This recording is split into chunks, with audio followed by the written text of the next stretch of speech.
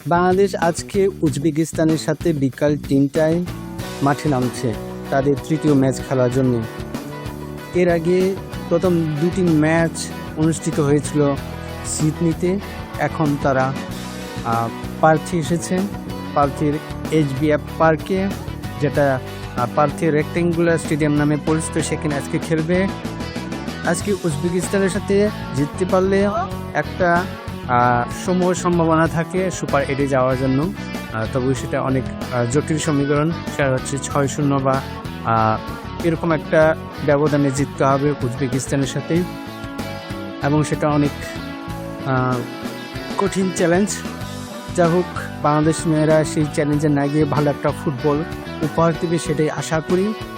এবং বাংলাদেশের মেয়েরা যে এই পর্যন্ত যেতে পেরেছে সেটাই কিন্তু গর্বের বিষয় এবং বাংলাদেশকে গর্বিত করেছে। সবাইকে আমন্ত্রণ জানাই আজকে বিকাল 3টায় খেলা। বাংলাদেশের মেয়েরা খেলবে উজবেকিস্তানের সাথে। আশা করি চমৎকার খেলা হবে এবং প্রতিদ্বন্দ্বিতাপূর্ণ খেলা হবে। এর আগে চীন ও উত্তর কোরিয়ার বিপক্ষে বাংলাদেশ পরাজিত হয় ভালো একটা ব্যবধানে। তবে চীনের সাথে ভালো একটা প্রতিদ্বন্দ্বিতাপূর্ণ খেলা খেলেছে বাংলাদেশ নারী দল।